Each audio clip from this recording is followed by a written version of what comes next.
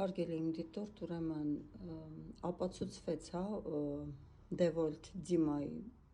մահը, ինքը իրականում չկա եւ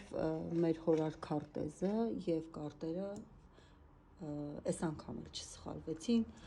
բայց ես ինչ եմ ուզում ասեմ, ուրեմն մեր աշխատանքի մեջ մեզ նայում են 3 տեսակի մարդիկ, որոնք մեզ հարգում են, գնահատում են մեր աշխատանքը։ Երկրորդ տեսակը մարդիկ, որոնք վախենում են մեզանից,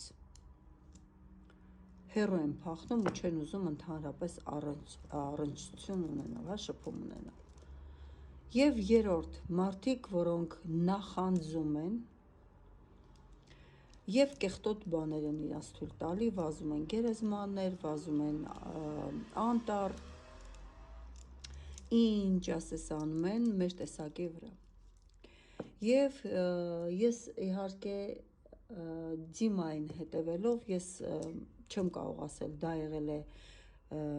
մոգության արդյունք իրա վրա, թուղթուգրերի առկայություն է եղել, թե չի եղել,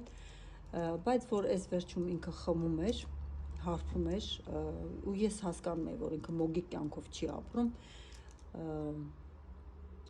միշտ մտածում եմ ինչ է լինելու։ Եվ հետո ես նկատում էի, որ ինքը իր ծեսերի ժամանակ իր արյունը չէր խնայում, ինքը աշխատում էր բեսերի հետ, բեսերին արյուն էր տալիս, չորցիկների հետ, չորցիկներին արյուն էր տալիս, աշխատում էր բաժեստվաների հետ, դեմոնների հետ, դարձյալ արյուն էր տալիս։ Հիմա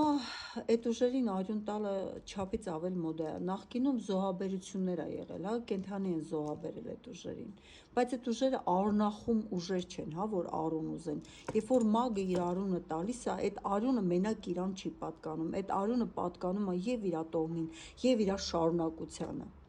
եւ ինքը իրա մասին չմտածելու իրավունք ունի, բայց իրա շարունակության մասին չմտածելու իրավունք չունի։ Այդ գենետիկան է, դու տալիս ես քո գենետիկ կոդը տվյալ ուժի ձեռքը, եւ այդ ուժը ինչ ուզի քո հետ կանի։ Ես հիմա չեմ կարող ասել Դիմայի հետ կատարված դեպքը ինչի համար եղավ, ինչի իր ուժերը իրան չպահեցին, ինքը 40 տարեկան էր, դեռ այսպես կյանքով լեցուն, առողջ տղամարդ էր, ինչի այդպես եղավ։ Ես հասկանում եմ, որ այս հարթակում մարդիկ կլինեն, որ կուրախանան Դիմայի մահով, կասեն, որ տեսեք աշխատանքս աշխատեց, օրինակ իրա հակառակորդներ, իրա թշնամիները, մարդիկ կլինեն, որ հարգանքից ելնելով իրենց ցավակցությունը կարտահայտվեն, մարդիկ էլ կլինեն, որ ժամանակին ընդունենք, վախեցել են, չեն ուզեցել ոչ մի ավել բան ասեն, վերջապես պրծանք, հանգիստ կարող ենք ապրել։ Ես հասկանում եմ, որ տենց բաներ կարող է լինել, բայց մեր աշխատանքի մեջ, որ մագը մահանա ու մյուս մագը ուրախանա, որ իր աշխատանքը նստել է, այդ առնվազն ստորություն է։ Ես շատ եմ անցել դրա միջով, այս հարթակում մարդ չի մնացել, որ չվազի գերեզմաններ, իմ խավար ինչ-որ նկարը չառնի, չգնա վրեն կեղտոտություն չանի։ Ուզում եմ հարցնեմ, էլի, դուք ձեզ իրոք լավ եք զգալու։ Հարցը ինչի, որ ձեր արածը կարա իմ վրա ազդի, ձեր արածը կարա ուղղակի սենց գա չռփի ձեր դեմքին, բայց ոչ մեկը ապահովագրված չեն, եւ ում հետ էլ որ բան պատահի, ոչ մեկը թող չուրախանա, որ էդի իր աշխատանքի արդյունքն էր հանգարց, ոչ մեկդ ապահովագրված չեք։ Այսօր այստեղ ես նստած վիդեո եմ թողարկում 5 վայրկյան հետո, 1 վայրկյան հետո, ոչ ոք չգիտի իր հետ ինչ է լինելու, այնպես որ ապրեք մարդավայել կյանքով, ապրեք ձեր խղճի առաջ մաքուր լինելով, ապրեք առանց վնասելու, առանց խաբելու, եւ մի հատ էլ խորհուրդ, մի գրեմուարներից սովորեք արյուն տալ, նայեք Էլիֆաս Լևի, Պապիոս, Սողոմոն արքա, դուք որտեղ եք տեսել, որ իրենք արյուն տան։ իրական մոգերը ուժ չեն խնդրում, արյուն չեն տալի, իրական մոգերը ուժին վերաբերվում են որպես ուժ և հարգանքով, և եթե կա այդ փոխադարձ կապը,